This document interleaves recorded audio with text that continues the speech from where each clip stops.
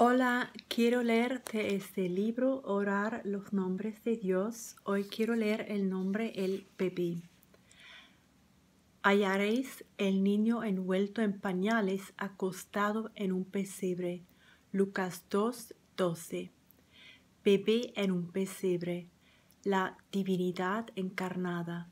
La esperanza nació aquel día.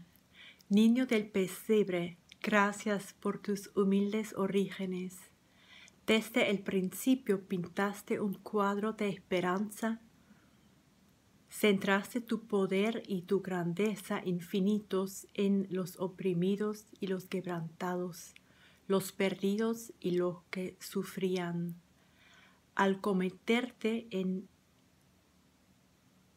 indefensión, nos mostraste el camino al Padre.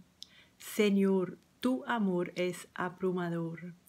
Doblo mis rodillas ante ti, pues solo tú eres digno. Amén.